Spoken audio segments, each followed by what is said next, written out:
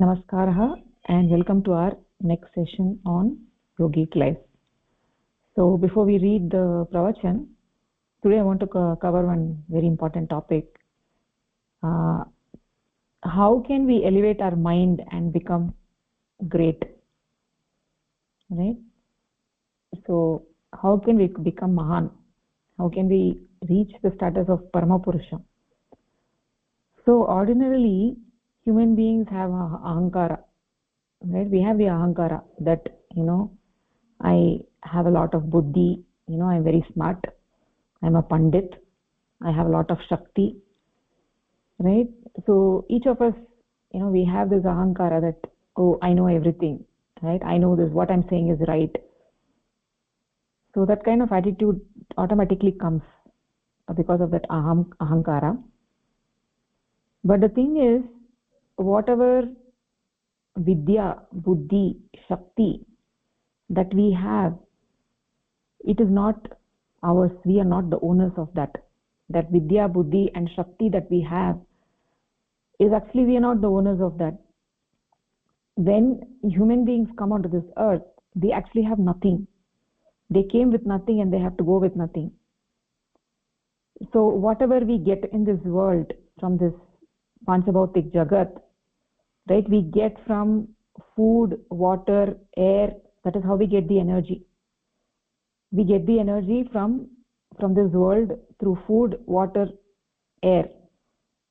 And when we get that vital energy, and then we say, oh, this thing is mine. Now we have got the energy and we say, this is mine. This buddhi is mine. This pandityam is mine. This shakti is mine. But if you just think about it, if somebody were to leave the food, not take food at all, food, water, for a certain period of time, then that buddhi is not going to be yours, that shakti is not going to be yours, that pandityam is not going to be yours, right? Nothing is going to be ours. So we are able to say that all these things are mine. It is because we have taken the food, water, air, everything from this Panchabhautik Jagat, right? So otherwise nothing is ours. So let's say that, there's one person who has this beautiful suit, right? And he gives it to his friend. His friend has requested him, can you please give me your suit? So I want to wear it, right? So his friend actually takes it. It's a beautiful one. So his friend takes it, and then he wears that suit and he goes to a club. Okay, and then in the club, he tells everybody, oh, this is my suit. It's really a beautiful one. I spent this much of money for it. I went to the tailor and got it stitched, right? And in case you were to stand behind him and this person doesn't know that you're standing behind him, and then if you were to, standing in the hiding, you're actually hearing him say all these things, that this suit is mine, I spent this much of money for this, right? And saying all of that, then, you actually hear that, and what would you do? You would just actually laugh. Either you laugh or you get angry. So let's say you laugh that this, because it's your friend, you're not getting angry, you're just laughing what this person is like, telling all these things when the suit is not his. In the same way, when all the human beings tell that this is my buddhi, this is my shakti, this is my pandityam, right? They tell all that. Then this Paramapurusha who is standing behind us, he's there wherever we are. So he's standing behind us and he's hearing us say all this with a ghamand, with the ahankara that, this vidya, buddhi, shakti, everything is mine. So then if the Paramapurusha is standing behind us, he actually would be laughing at us. See this person, he's saying everything is his, right? When nothing is actually his, but he is actually, Paramatma is the owner of everything. But this person is saying, oh, this is mine, right?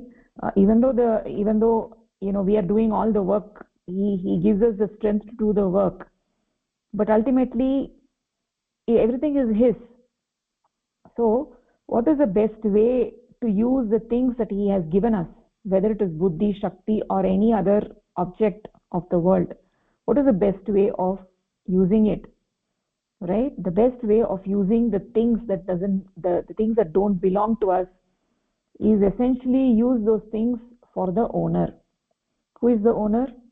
Paramatma is the owner, right? Since he is the owner of everything, so whatever we have to use it in doing seva of the world that he has created, right? Essentially, not claim ownership is one thing, and also not utilizing everything for yourself. Essentially, Paramatma is the owner, so his things, what would Paramatma do with his things? What would he want? He would want that his things be used for the welfare of the world. So essentially, that is what everyone needs to do.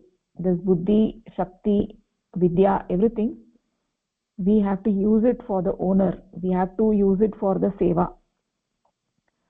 Right? So we got this shakti from him and we use this shakti for jana seva. So the vidya, buddhi, shakti, all that, we have to use it for the samohik swarth. Right? We have to use it for the samohik swarth and not for the vyashtigat swarth, not for your own individual self.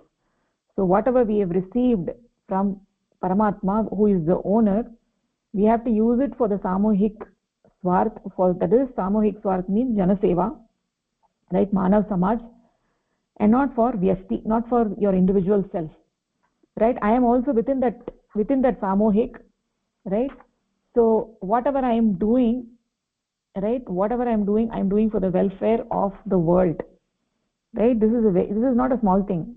This kind of thought is not a small thing. It is really a very, very, very big thing, right? It needs to change your mentality completely from saying everything is mine to saying nothing is mine, right? It is a completely 360-degree shift, and it is not a small thing. And why should we do this? Why should we do this? Right? So the mind that we have, every human being, we have a mind, that we have an advanced mind, right? So the mind, as it thinks, so it becomes, right? If one were to think all the time that I want to complete my PhD degree, right? It thinks all the time, then their mind becomes like that and they will get it. On the other hand, if somebody thinks that I'm a papi, I'm a sinner, he thinks day and night that, oh, I'm a papi, I'm a sinner, then eventually that person becomes a sinner, right? What kind of bhavana you have in your mind, that you become like that, right? So if even if a papi, even if a sinner, if he constantly thinks that I am a sadhu, right, then he actually one day becomes a sadhu. So yadrishi bhavana yasya siddhihi bhavati tadrishi. So it's very important what kind of thoughts you have in your mind. So as you think, so you become.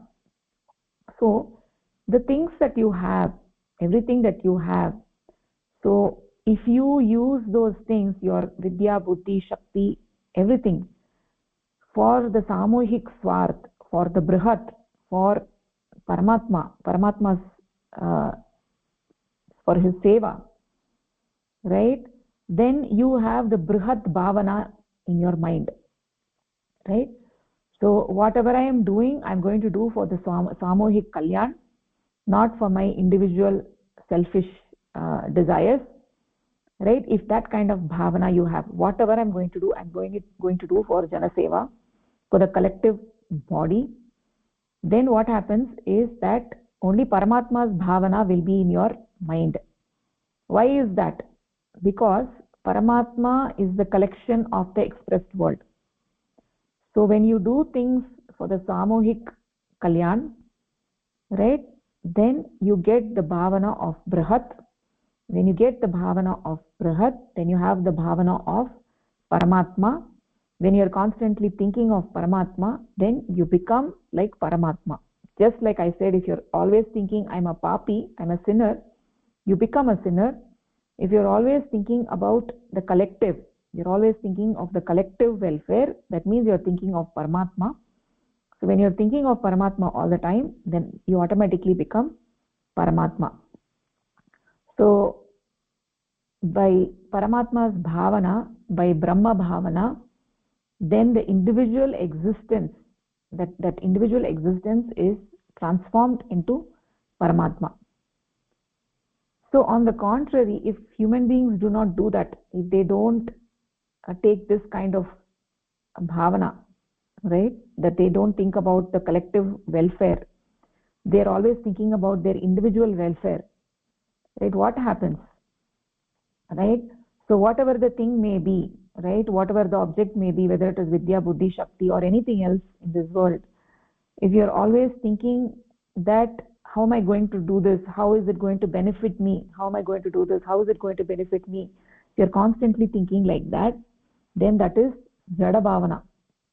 Jada Bhavana. By taking that kind of bhavana, by thinking constantly everything that you do, how is it going to benefit me, if you're thinking like that, then what happens? The mind gets degraded. It just, because of the more and more selfishness you have, then you're coming under the control of Prakriti. When you come under the control of Prakriti, then what happens is that your mind degrades completely. So in the next birth, what happens is that again, you'll have to climb the Siddhi Chakra. You may be born as a stone or as an animal or a plant or whatever, right? So your mind is degraded completely. So when you are spending your money for collective welfare, then you have the Paramatma's bhavana. You don't have the bhavana of money, right? You have the bhavana of Paramatma. But when you're spending the money on yourself, right? So with this money I'm going to buy this, with this money I'm going to buy this for myself, this I'm going to do this, right? If you're constantly having that kind of bhavana in your mind, then what happens is that your mind is constantly taking the shape of that money, right? And by that your mind has degraded. So whether we want to elevate the mind or whether we want to degrade the mind, it is in our hands. It is completely in our hands. So the more selfish attitude we have, the more mind becomes like that, right? And the mind gets degraded. So when you're always thinking about your own self, right? When you're having the bhavana of I'm going to spend the money for myself, I'm going to spend the money for this, I'm going to spend the money for that, that means you're actually you're elevating your ego, right? You're elevating your chota maipan, right? So with that one gets adogati, right? One is in the Srishti Chakra, one is going downwards, right? So the things that actually don't belong to you, all the things belongs to Paramatma. So Paramatma knows what is right and wrong, right? He knows what is good for you, right? What is good for you. And when you have the samuhik swarth, then automatically he knows he will do what is, when you take care of the society, then he takes care of you, right? He takes care of you. There's nothing to worry. There's absolutely no fear, right? He takes care of you. He will take care of you. Whatever you need, food, clothing, shelter, whatever you need, he will take care of it, right? That kind of drida vishwas one needs to have, right? So the Vidya, Buddhi, Shakti, whatever things, right, which we are not the owners, Paramatma gave it to you today, right? He has given it to you today, but tomorrow he can take it away, right? That Vidya, that education, that knowledge, that Shakti, everything, he can take it to you, right? It was never yours in the first place. He temporarily gave it to you and he can take it to you. When you die, this Vidya, Buddhi, everything is going to get nasht. It's not going to be there, right? So if you don't eat for 2 days, what happens to your Vidya, Buddhi? Nothing is there. You can't remember anything. You can't even remember your name. If you don't eat for 3 days or 4 days, you can't remember anything, right? So whatever you have, everything, whether it is physical or Vidya, Buddhi or whatever that you have, one day this Prakriti is going to take it away. Whether you want it or not, whether you desire it or not, one day Prakriti is going to take all of this away. You can happily leave all this and go, or you can go dying, right? So when somebody dies, some people may be, a sadhaka may be happy. The sadhaka will be happy, whether he is living or whether he is dying. He will always be happy. But on the other hand, if one is not a sadhaka, so it is likely that he might be crying when he is dying, that, oh, I have to leave all these things, right? So a sadhaka, what he will do is, when he is dying, he knows that none of this actually belongs to me. None of this belongs to me. So when dying, what is there to, cry for these things which doesn't even belong to me? So he will happily leave, right? So whether we desire it or not, whatever we have is all temporary. It's going to be there today, it's not going to be there tomorrow, even though we may not agree it, right? Today, because we have the strength, we may think it's going to be with us forever, but you're not going to be in your youth all the time, right? Today you have a lot of strength, and let's say that you go to 60 or 70, slowly your memory fades, right? You may not remember, right? So slowly Prakriti will actually take it away from you. It's not going to remember, it's not, all these things are not going to remain with you for infinite period, right? One day we have to leave all this. So how do we use all the things that he has given to us? The buddhi, shakti, vidya, everything, what he has given to us, we have to use it for the welfare of the society, for the samuh, for samaj, right? When you do that, he takes care of you, right? It expands your mind, right? That is why, they say that when you give something, you get immense happiness. When you take something, you don't get immense happiness. You feel like you got happiness. It is actually, it is not real happiness. When you're giving something to somebody, when you help somebody, then you get the real joy. That is what you get. The real joy you get when you actually help somebody, right? So let's say you have 10 crores of rupees. So you know that after some time, the government is going to take away this money from you, right? So in that condition, what do you do? So in that condition, you know that this money is going to be taken away by the government. So what you do is, you use this money for the welfare of the society, right? So you know that the government is going to take away this money, doesn't belong to you. So you are going to use it for the welfare of the society, right? In a similar manner, this buddhi, vidya, shakti, everything, Prakriti will take it away one day, and that is why, as long as we have this, we have it, all these things that we have today, we have to use the maximum utilization. We have to utilize the shakti, we have to utilize the buddhi, vidya, everything we have to, our samarthyam, everything we have to use it fully. So we have to use it fully, in the sense we have to use it for Paramatma, right? We have to, for the samuhik swarth, not for the individual swarth. So when we die, whatever did not belong to us, whatever belonged to Paramatma, we just give it to him and go away, right? So we have actually borrowed all these things from Paramatma, the vidya, buddhi, shakti, everything, physical, mental, everything, we have borrowed it from him, and one day we have to return it back to him, right? And how did we get all this vidya, buddhi, shakti? It is through the panchabhautik jagat, through the annam, through food, water, air, right? Through that we got the strength, and we got this strength from Paramatma, right? So what we get, we actually give it back to him, right? When we do that, we take the bhavana of Paramatma, it elevates our mind, and one day we become Paramatma. As we think, so we become.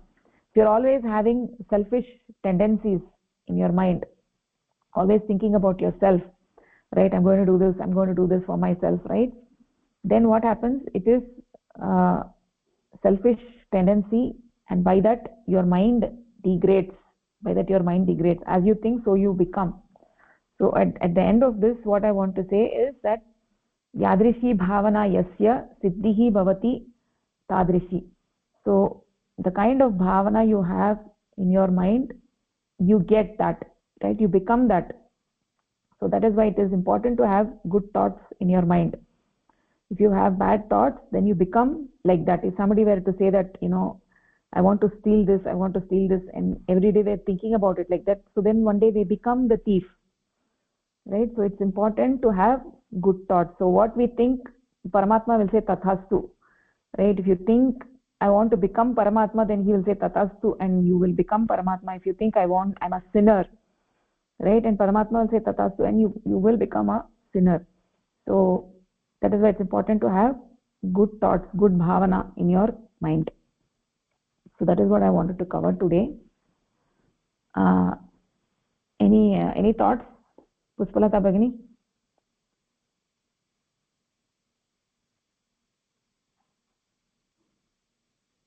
Bhagini, nicely said. So I have noted down. Okay. We are trying to follow that to elevate, actually. Okay, very good, Bhagini. Very good. Hmm. Pratibha Bhagini, you understood?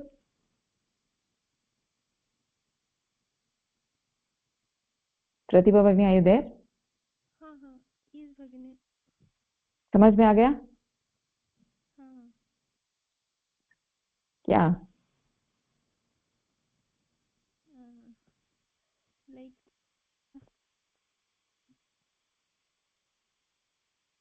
one second like whatever we will think we will become like that like if we try to become a sinner then we will be that like that sinner and whatever we have matlab we came with nothing and we have to go with nothing, so we should help everyone what we have. Actually that's things not belong to us, that's belong to Param Purusha. So we should not take this for ourselves, we should help everyone. Very beautifully said, Bhagini. Very beautifully said. Thank you so much.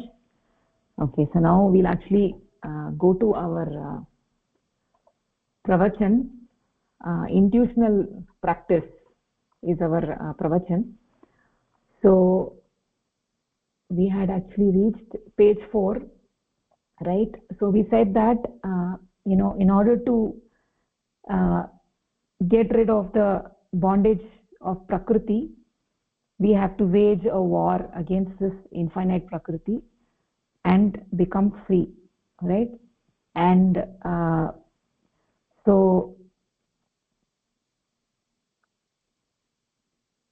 that is why sadhana is very very important. So when one gets diksha of sadhana, right, they are actually taking a new birth. They're engaging in this struggle against this infinite Prakriti, right? And by that their mind gets liberated. They get liberated, and by doing sadhana, by doing this intuitional practice, one can get these siddhis, one can get supernatural powers, right? So when they get these supernatural powers, so it is important to know what is the proper use of these supernatural powers, right? So some people who get these siddhis, they start using these supernatural powers, right? Even though it may be for janaseva, even then, right, that is not right, because the moment they start using supernatural powers, automatically they come under the control of Prakriti, right?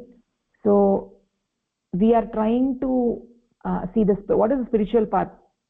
The spiritual path is the path from this small I to that big I, moving from that small I feeling to that big I feeling, right? So when we say aham brahma asmi, what it means, it means moving from imperfection to perfection, right? So when we were born, we got a name, right? We got name as Rama, Shama, Leela, Sita, or whatever the name that is. We identify ourselves with that name. So in the spiritual path, we are moving from that small I to identifying with that Paramatma. right? So ultimately, what we are trying to say over here is that in the spiritual path we forget our identity with that smallness. So normally people are very charmed by their small I. They want to glorify their small existence, right? So they spend their whole life trying to glorify their small existence.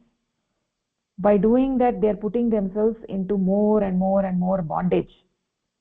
But when one becomes a sadhaka, when a person gets the diksha of doing sadhana, learns the paddhati of sadhana, then slowly the sadhaka becomes attracted to that infinite Paramatma, right? They don't get attracted to other endeavors, but they're spending their time thinking about Paramatma, right? For such a person, the small I feeling is not the goal of life. And glorifying that small I feeling is actually an obstacle. It is a bada.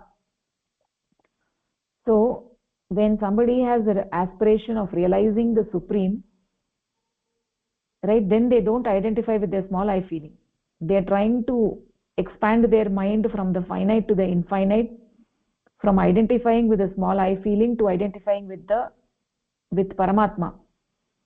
Right? So what we are saying is when somebody engages with supernatural powers, what they are doing is they are glorifying their small I feeling, which is completely the opposite of what is intended in the spiritual path. So that is a problem. So when somebody begins to glorify the small I feeling, then they automatically come under the bondage of Prakriti. So on the spiritual path, let's say my goal is to reach Delhi, right? So then I need to get onto a bus or some vehicle that goes directly to Delhi, right? Let's say that I'm going to Delhi. On the way I'm looking at a side street and I'm getting attracted by it, and I want to go into that side street, and from there I go into another street, and from there I go into another street, and I actually lose my path, right? My main path was that I was trying to get to Delhi, and I forgot the main path, and now I'm going in the side street. So when somebody uses the supernatural powers, it's exactly the same. My goal was Paramatma, and now I've gotten these siddhis, the supernatural powers, and I am using these powers, right? That means I've gotten myself onto the side street, and from that side street I'm actually going into another side street. There, you're dancing, eating, drinking, and then you completely forgot that you have to get to Delhi, right? So your goal is Paramapurusha, your mind is one, you can have only one goal at a time. So if the goal is Paramapurusha, then it is not going to be the siddhis, right? So then you will not have any interest in the siddhis. You will not pay any attention to the siddhis. But somebody who forgets the goal that the final goal is Paramatma, and they start getting attracted to these supernatural powers, then what it means is that they have taken a detour. They've gone on the side street, right? And they got intoxicated with those supernatural powers, and they are glorifying their small I, which they were trying to overcome and identify with the big I. Now they forgot Paramatma. They have chosen the siddhis. So then that means it actually results in an adogati. You are not going to reach your destination, right? When the goal is Paramatma, then you don't have anything else in your mind other than Paramatma. You don't get intoxicated by the siddhis. So true sadhaka who has love and attraction to Paramatma has absolutely no interest in these things, right? So it is like a baby with a car key, right? It's playing with the car key, and when it got a better toy, it just dropped the car keys. Like that, a sadhaka who got this better toy of Paramatma, his attraction to Paramatma, then nothing else interests this sadhaka, right? So the extent that somebody feels attraction to Paramatma, then that is the direction that they're going to go. They would not have any attraction to other things, right? They cannot be fooled into other path. But somebody who has less attraction to Paramatma, then they could get attracted to these siddhis, right? So uh, by these siddhis getting attracted to them, they actually forgot the goal of life, what the actual goal of life, and in that process they started glorifying their small I, and they started coming under the influence of prakriti. The mind has now come into bandhana. In this world we have so many so called gurus, right? They do all magic and they show that it comes from from thin air. They do all that. There is nothing great about it. They are only glorifying themselves, and these are not really gurus. They are fake gurus, right? They forgot what the goal of life is. They stopped fighting the war against the pashu dharma, right? So they came onto this path of sadhana, and then they lost the path. They degenerated themselves, became intoxicated with the small I feeling for one reason or the other. And uh, so so uh, that is what we covered in the previous class, that this path of spirituality is actually very dangerous path. It's like a razor's edge. If you don't have love towards Paramapurusha, then there is every likelihood that you could fall from the path. But on the other hand, if somebody has deep love and attraction for Paramatma, just like how Meera had love for Krishna, just like how, as if Paramatma is your lover, like that you're constantly thinking of him. So for instance, in youth, like people get attracted to the opposite sex, right? So they're always constantly thinking of that person all the time, right? Like that, if you're constantly thinking of Paramatma all the time, just like Mirabai was thinking about Krishna, then you are never going to run in the wrong direction, right? Nothing is going to attract you, because you are so charmed by Paramatma. Nothing else, whether it is siddhi or whatever it is, it's nothing. It's like a blade of grass for you, right? Then there is no danger. So it ultimately depends on the feeling of love that you have for Paramatma. That is the main thing, right? That is the key in spiritual life. The bhakti has nothing to do with the rituals, right? Nothing to do with any of those things. Bhakti means pure love, prema for Paramatma. If they have that bhakti bhava, that internal drive, they want to realize Paramatma, they want to please him in this life, then they will never get attracted to anything else, right? So that is what we covered in the last class. So we'll actually move on from there to the uh, next paragraph. uh, Second, let me share my screen.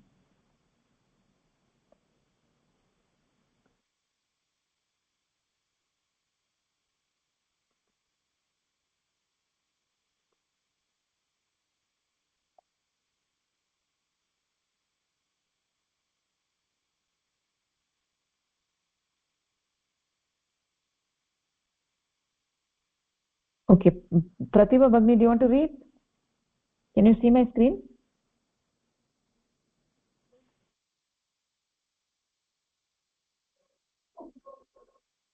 People use the power that comes from sadhana.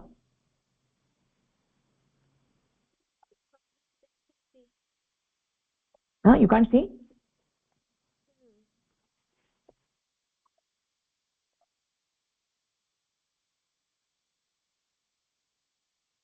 Bhagini?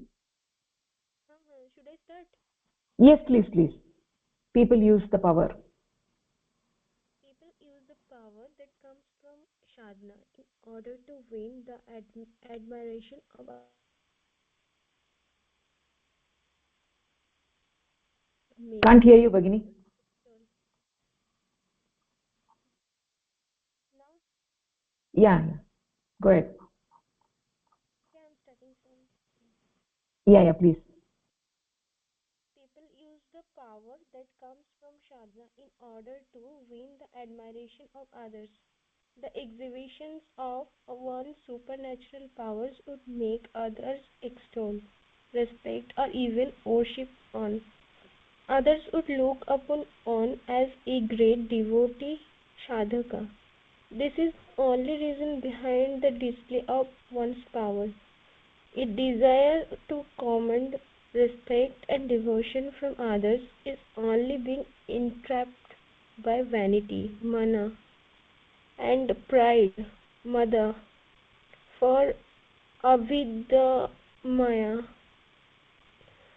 The use of power for such objects is the pursuit of avidya maya, and the pursuit of avidya maya leads to degradation. Hence, any use of supernatural power brings one under to control of avidya maya, which inevitably leads to fall and to degradation. Many consider it proper to use the power because No, so much, Bhagini. So much. Can you explain that? Go line by line, explain what you understood.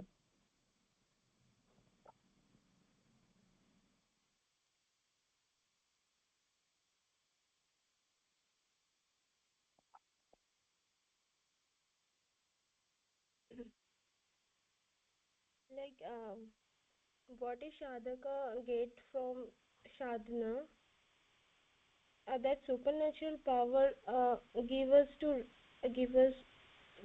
learn us to respect and even worship another one person. um,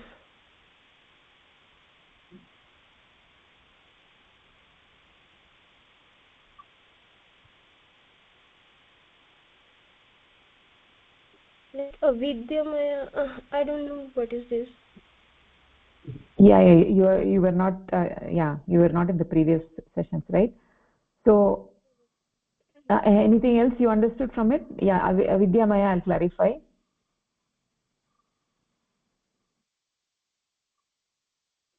Like what you said in previously, like uh, some baba, like fake babas came, they glorify themselves. The use of power of such objects to glorify themselves is lead to degradation. We should Mm. use that supernatural power to bring us matlab, we should control that supernatural power to help others and seva, not to glorify the small ourselves. Huh. That Huh. leads to Okay. degradation. Yeah, nicely said. Nicely said, Bhagini. I'll clarify a little. So, first of all, what is Avidya Maya? Right? We actually saw that Prakriti has two aspects. One is the Vidya Maya and another is the Avidya Maya. Avidya Maya are the Ashta Pashas and Shad Ripus. Right? We actually saw that in the previous class. So, when one is using the Avidya Maya, then they engage uh, and observe the mind into the crude objects, right? So somebody who is leading a Pashu Jivanam, right? He is using the help of Avidya Maya. Avidya Maya is, we can see the Kama, Krodha, Lobha, Mada, Matsarya, that is the Shadripu, right? One who is using these, right? Kama, Krodha, Lobha, Moha, Mada, Matsarya, and then the Ashtapashas, right? So uh, essentially what it means is that a person who is leading a Pashu Jivanam, whose mind is always thinking about the objects of the world, right? He is completely under the control of Prakriti, right? So he is that such a person is in bandhana. He is under the bondage of the Prakriti, right? And uh, so in this paragraph, what it is being said is that so when a person he gets siddhis, supernatural powers from doing sadhana, and why is he using those supernatural powers in the first place is because he wants to command respect from other people. He wants other people to think that he is great, right? He and other people would think, they would think that he is great, and they would think themselves as a bhakta of this person, right? That is why they want to display their powers. They want to command respect from others, right? By doing that, what they are doing is they are glorifying their I, their ahankara, right? So when you glorify your ahankara, you're actually using avidya maya. Maya means prakriti, right? Avidya and vidya, there are two aspects of prakriti. Avidya maya degrades your mind when you have this kama, krodha, moha, mada, matsarya and all of that. It degrades your mind and pulls you down. When you use your siddhis, right, even if it is for janaseva, right, you said if it is for janaseva it is fine. No, even for janaseva we cannot use the siddhis, right? So Paramatma has a design for the jagat and he knows how to run it. He knows what should be done and what should not be done. We cannot interfere with the powers of prakriti, right? I cannot use the siddhis to stop the rains, right? Let's say that it is raining very heavily and it is flooding, right? I cannot use the siddhi to stop the rain just because it is helping the people, right? That means I'm interfering with the powers of prakriti, right? I cannot do that. That is also leading to my degradation. So I should not use the siddhis whether for helping somebody or for demonstrating I am great. You should not use siddhis, period. The moment you use siddhis, you come under the control of avidya maya. It leads to degradation, right? So anytime you use your siddhis, you come under the control of avidya maya, right? So when you come under the control of avidya maya, what happens is that it degrades your mind and it makes you follow the pashu jivanam, right? You're engrossed in the crude objects of the world, and when it degrades your mind, what happens is that in the next life you may not get the life of a human being. You may be born as an animal or a plant or maybe even a stone, right? So those people who are involved in the pashu dharma, right, in whom the light of manava dharma has not been awakened, they are the ones who spend their lives trying to glorify their small I in front of others. They think that that is the main goal of life, that materialistic lifestyle, getting more and more money, name, fame, right? So many different goals, materialistic goals. This is all avidya maya. And why do they do that? This materialistic, why do they engage in that? Is because ultimately they want to glorify their small I, their ahankara, right? They want everybody to realize that I am great, right? So that small I was named, has different names, right? That small I could be Ram, Shyam, Leela, Sita, whatever, right? Everybody has a name, and that is the name of the small I. And people spend their lives trying to glorify that small I. But for a sadhaka, the small I is an obstacle and it is not the goal, because they have to realize the big I within them, right? So that infinite entity within them is really the goal of life and not the small I. When they realize that, then uh, all the shining things of the world, they're no longer shiny. They lose interest in them because they got something better, and so they start running after the big I, the great consciousness. So until somebody reaches certain stage of their progress, however, there is a danger of degeneration.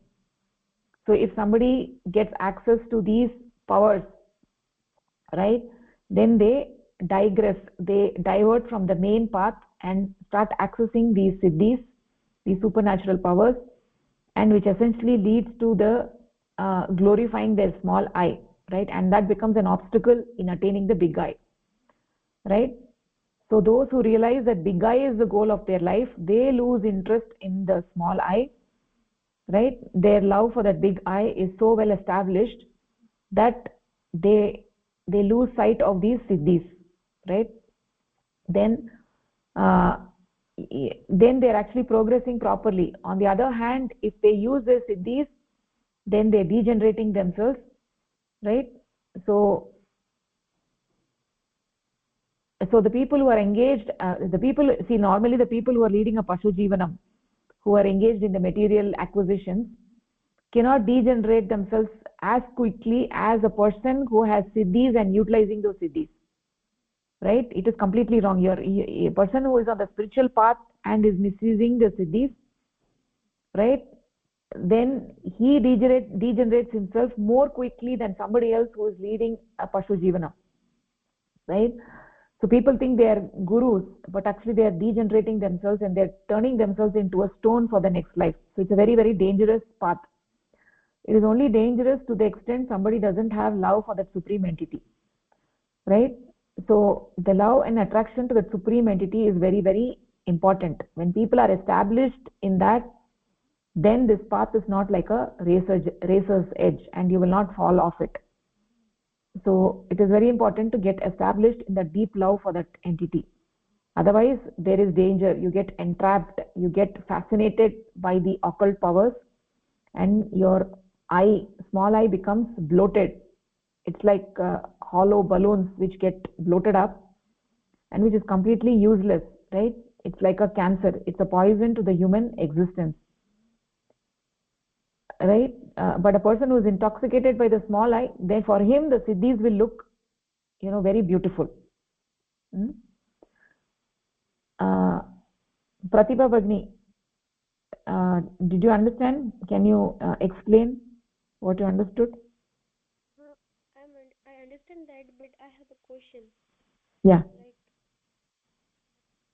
you said that if that first you said that if it's raining and it's flooding, so stopping raining or flooding is against prakriti.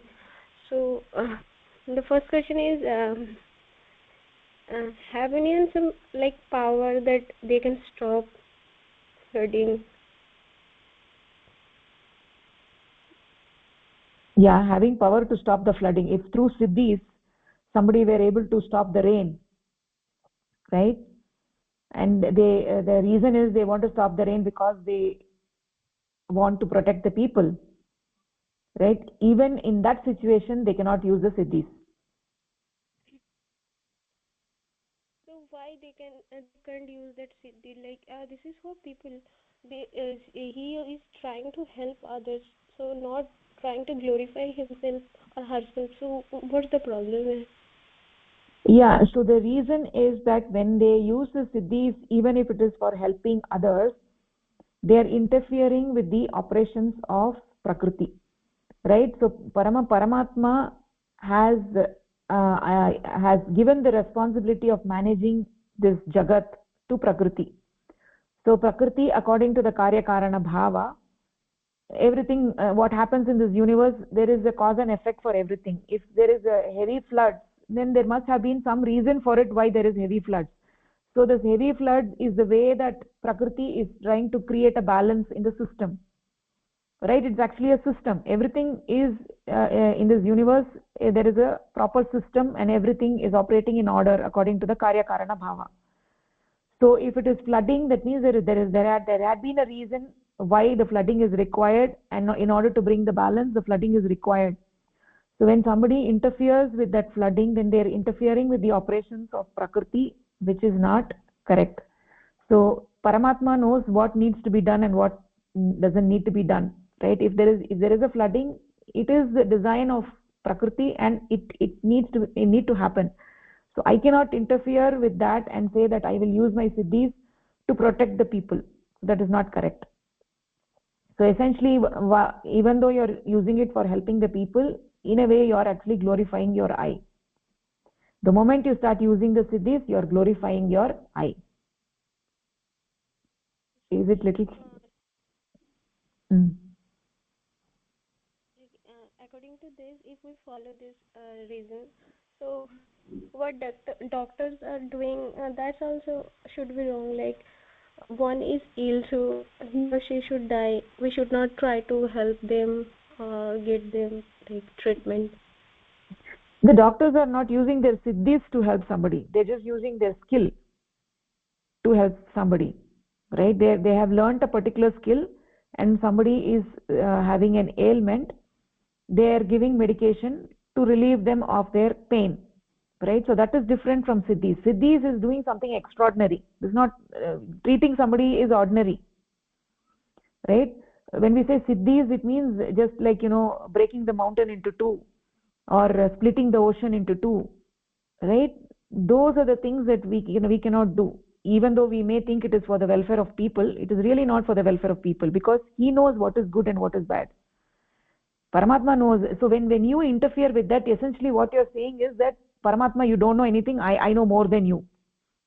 I want to protect the people, that's why I'm doing this. I know more than you. That is what you're trying to say, right? But when you're treating somebody as a doctor, it is not that you're saying I know more than you. You're using you've learned a particular skill, and you're trying to help somebody get rid of the disease. And even there also, only if Paramatma desires, you will get rid of the disease. Just because the doctor is helping, it doesn't mean that you will get rid of the disease. That is why there are two patients of the same disease. In one patient, the doctor's treatment may work. In another patient, it may not work. Why? Because it is Paramatma's desire that the treatment doesn't work in one patient. So everything is happening according to his desire. So we cannot interfere with that.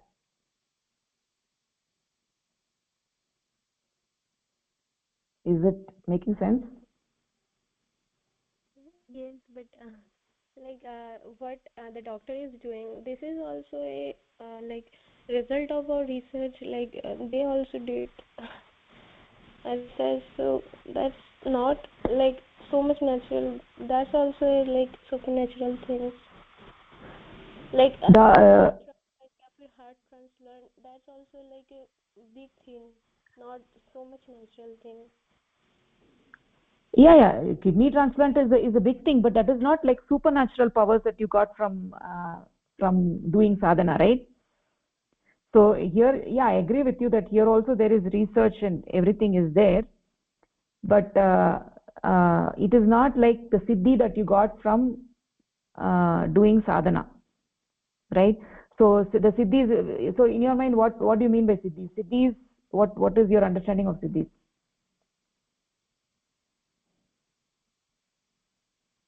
Siddhi is come from sadhana, Yeah, siddhis means the powers that you get. You can make yourself big or small, or you can make something invisible, or you can break something into two, right? Those are the things that are siddhis. Whereas this transplantation that you do through research and all that, that is not necessarily interfering with it is like one human being, you're trying to treat that human being for disease, right? So that is not like you're interfering with the operations of Prakriti in the way that you are interfering when you actually stop the rain, or split the ocean, right?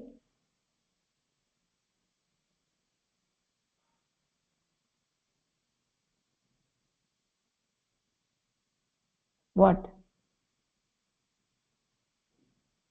You're not convinced?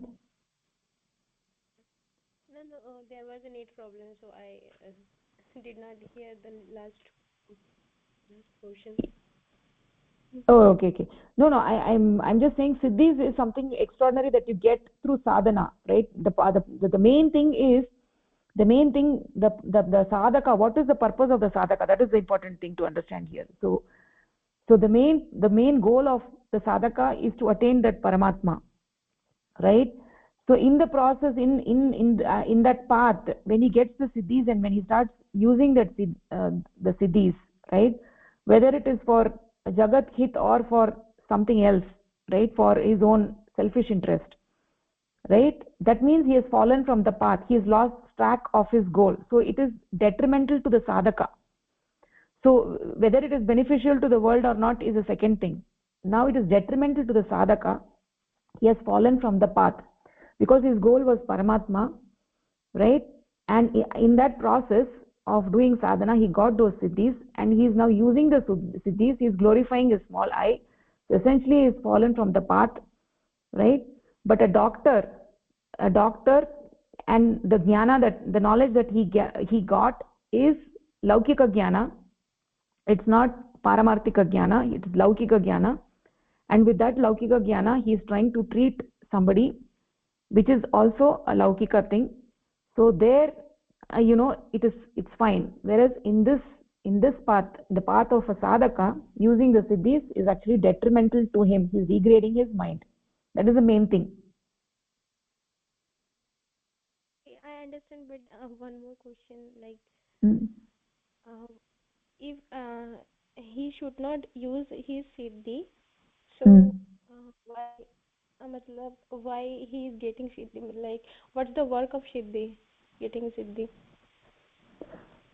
So what is the work of siddhi means? It is a so the work of siddhis is, it is kind of an attraction to see how strong the sadhaka is, right? In a way it is a test of Paramatma to see how much the sadhaka is focused on on his goal, on Paramatma, right? So in that process, in the process of sadhana, you get these siddhis, and these siddhis try to test you how strong you are, whether you are, see, only a person who is having the drida nishchaya that my goal is Paramatma, he is the one who will be successful. So these siddhis are kind of a roadblock, right? Paramatma is wanting to test you, right, how strong you're in a determination. So getting liberation, that is why getting liberation is not an easy task, right? Every step of the way you have a struggle, and getting these siddhis is also a struggle. So just like in a sadhaka's life, from day one there is a struggle between the pashu jivanam and the manava dharma, right? So like that, every process, every step of the way there is a struggle, and again with the siddhis also there is a struggle. It is something that is thrown on your path to see how strong, or how much of drida nishchaya you want to attain Paramatma. So it is only a test, that's all. So that is all. That is how you should view the siddhis. Why they are given is, they are just given to test you, that's all. Paramatma want to test you how much of drida nishchaya you have. Are you attracted by this? So you can also ask the question, why has Paramatma given all these objects of the world which are so colorful, right? These objects of the world, they're so colorful and they're so attractive, right? So from day one we are saying that we should not get colored by these objects. So then you can ask the question, right, why has Paramatma given these objects which are so colorful, right? So he has given these objects because it's a leela of Paramatma. He wants everybody to, you know, be in this world and understand what the goal of life, and he wants to test you. It's a game. He's playing his game, and in that game he's also throwing the siddhis at you. Just like he threw the world at you, this colorful world, and made it so attractive, and that is why people get so attracted by it. In the same way, he threw these siddhis at you and they're so attractive. He's wanting to test you whether you're using the siddhis or what you're doing. That is all it is. So it is all leela of Paramatma. So there's no question of why he gives you the siddhis. Is it making sense? Yeah. Hmm? I Yeah. understand. Yeah, and I have clarified to the extent I could. If there is something more to add, I am sure Acharyaji will let me know, and I'll let you know. Okay? If I have not answered your question completely. Okay? Then how it's answered? It's answered? Okay. Okay. If something I have missed, I'll clarify it next week. Okay? Okay. So essentially, in a way, it is like it's the way that Paramatma is actually throwing a hurdle at you and seeing how you react to it. Right? Are you using it or not?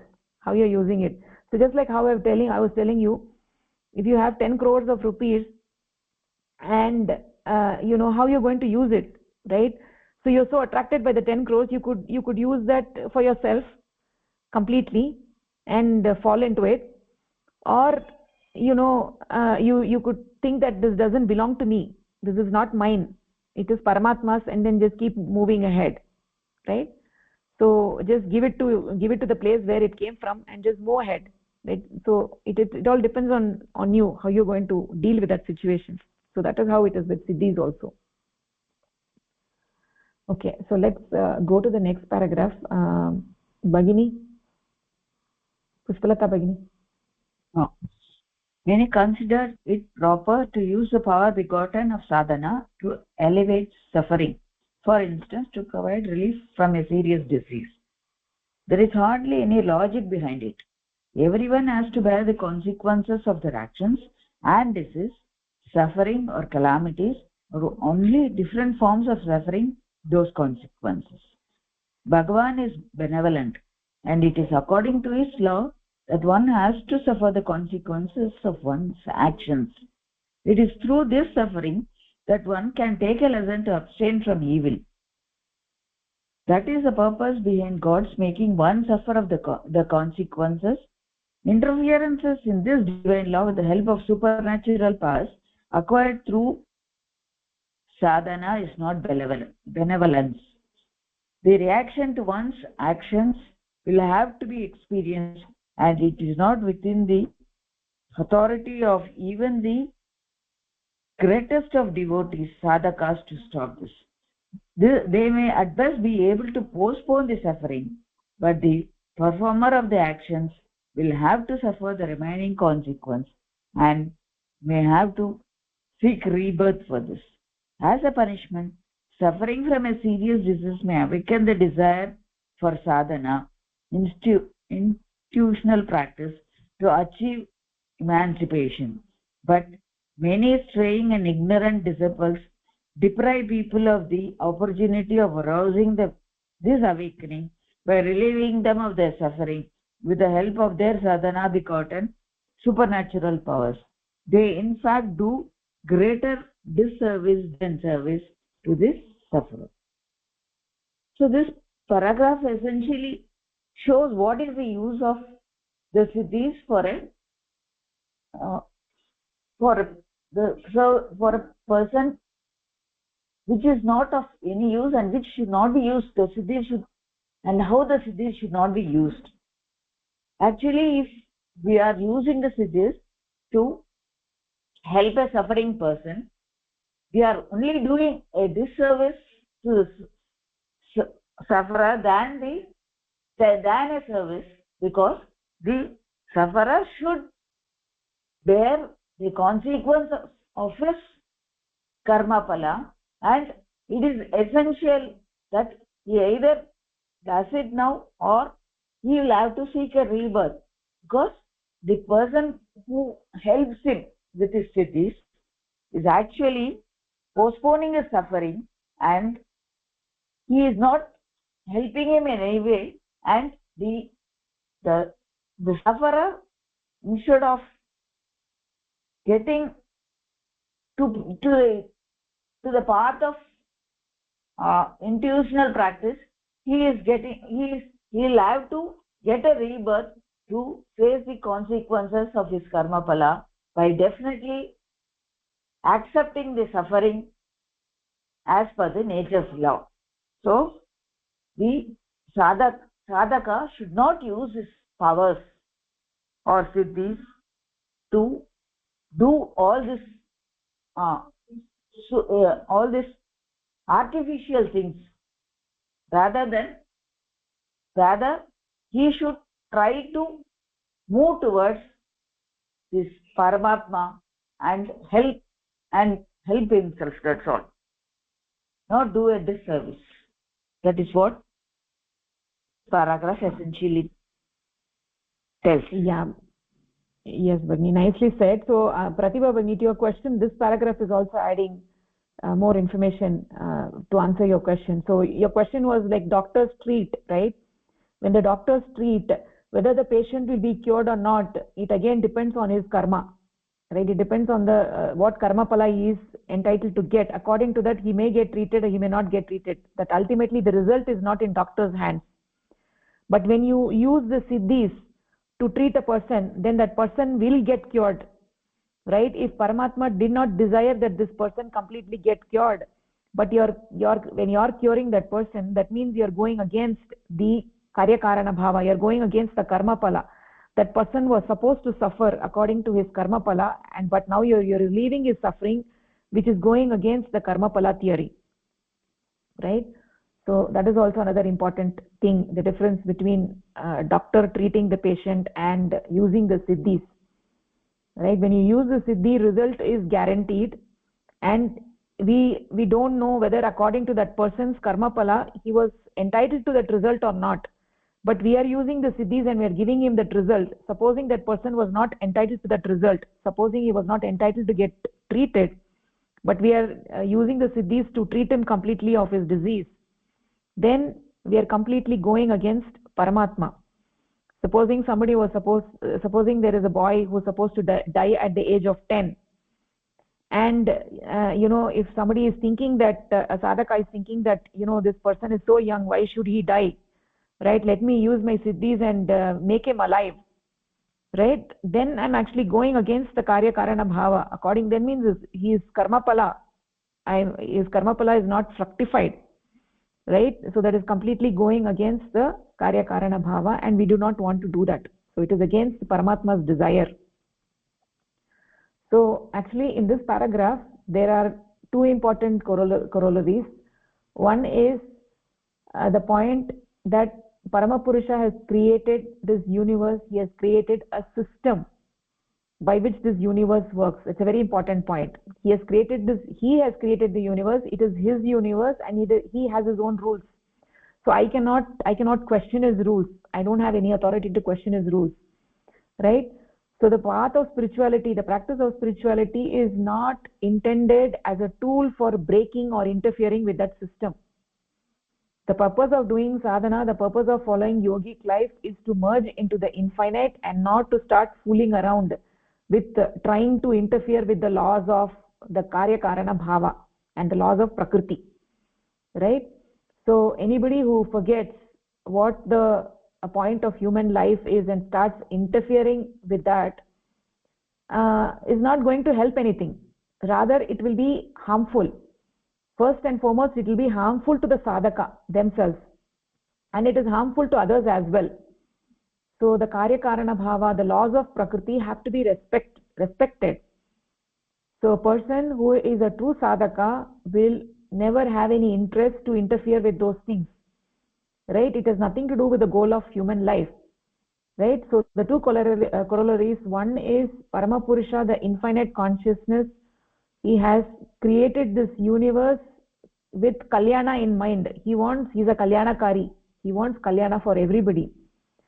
So the systems, the rules according to which everything works in this universe, right? It may be looking as though people are harmed or people are undergoing suffering, but ultimately in the highest bird's eye perspective, everybody is getting benefited from everything that is happening. Everybody is getting benefited from everything that happens in this universe. This is the divine design of the universe.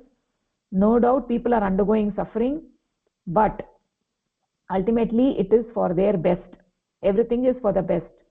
If somebody understands that, then Paramapurusha, who is all-knowing, and everything he has done, everything he is doing, or everything that he will do is with the intention of welfare, kalyana, then it is a natural outcome of these 2 points. He is not only a sarvagnya, he knows everything, but also all-powerful, sarvashaktiman, sarvagnya, sarva kalyana janaka. So these all come together to mean that ultimately everything happens in the universe is for the welfare of each and every being. So that is one point, that nobody should interfere with this. So this is the case, and nobody should interfere with that using these siddhis with the goal of alleviating suffering, right? So when you do that, you're going against the system. That's number one. And the number two is that one should not use occult powers even for alleviating suffering, for curing disease and such things, right? So it is never a justification for saying that I use a siddhi just to help people, right? So that is not correct, and we cannot interfere with the laws of prakriti, right? So those people who came to exploit, the people from one country go to other country to exploit. They exploit their power, right? And then ultimately they say that we are alleviating the suffering of people, right? So whatever suffering we get, it is God ordained, and we have to go through it, then only we'll get better life in the next life, right? By using the siddhis, they are doing a harm to you because they are degrading you also, right? By going through the suffering, your mind would have gotten elevated, but because of the siddhis, you do not go through that suffering, and now your mind is not gotten elevated, right? You have to go through another birth to go through the same suffering and then to elevate your mind. So they're delaying the process. So they are not only harming themselves, but they're also harming the other people whom they are trying to help. So we must not use siddhis. That is the thing, even for helping others or alleviating suffering, right? So that does not mean we should not give medicine to the sick and we should not give food to the hungry. It does not mean that. We are following the laws of Prakriti, laws of Paramatma. Within that framework, we are helping people, right? This is Jagat Hit. That must be goal. So our goal is not to exploit people. Our goal is to help them, but not by using occult powers. It's very, very clear. It's understood, Bhagini? I understand. Okay, very good. Okay. So only this paragraph we can take. You want to take this, Bhagini? Pratibha Bhagini?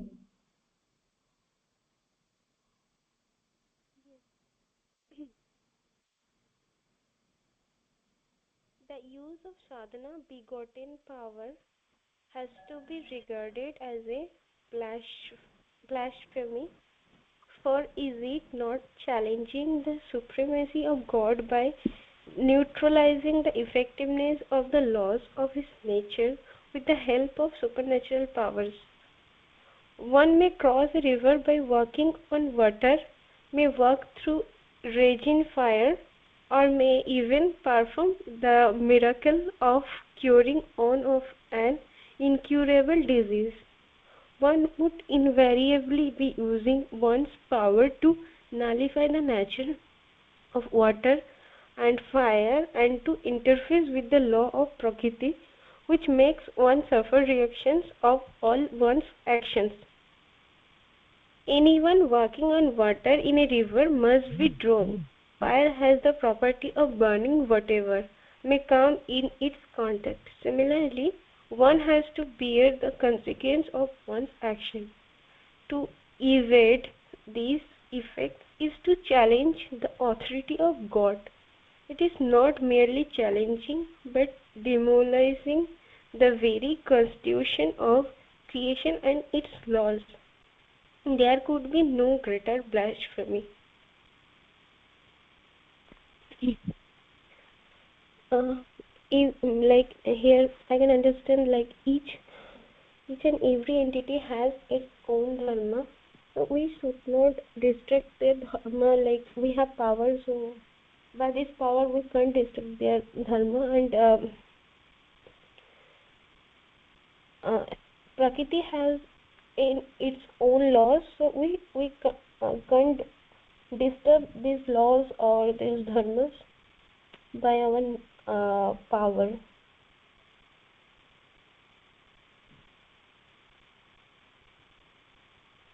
Yeah. Yes, Bhagini, nicely said.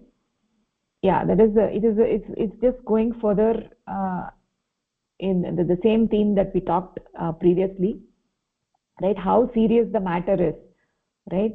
So we talked about the karya karana bhava, interference with the karma, right? So it's not only interfering with the chain reaction of karya karana bhava in an individual's life, but it is interfering with the entire fabric of the entire creation, the fabric of entire creation. So the ramifications are quite dramatic and quite negative, right? And have a very strong impact going against the design of the universe, right?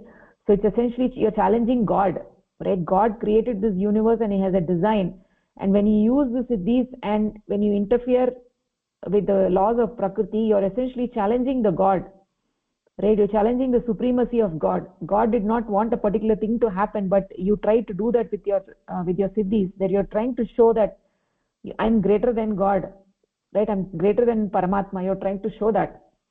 right? So that actually leads to adogati, right? So there is a certain design of the universe, and the goal of a sadhaka must never be to interfere with that, right? So when you interfere with that, it leads to degeneration, as we talked about. It is not only harmful for yourself, but also harmful for with whom you are interacting, right? Everything has a dharma, and that dharma has to be respected. Fire has to burn. If by siddhis, if you're changing the property of fire, then that is not correct. You're interfering in the laws of prakriti. So there is a basic respect, and that has to go in human life, right? Everything has a dharma, right? So somebody has an incurable disease, that doesn't mean we shouldn't cure that disease by being a doctor, right? But that according to the laws of prakriti we have to work, right? So that is what it is. Ultimately the goal is to merge in that parama purusha and serve him, right, to please him, and that is the end result, to become one with him and not to interfere with the system that he has created, right?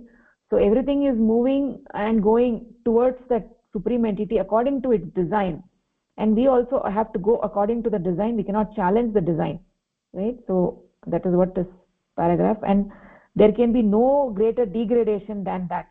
There could be no greater blasphemy, means there could be no greater degradation than this, by interfering with the laws of prakriti. Okay, so any other questions, thoughts? No. Okay, we'll actually stop over here. Thank you very much. Dhanyavadah. Namaskaraha. धन्यवादः भगिनी. नमस्कारः. Namaskaraha.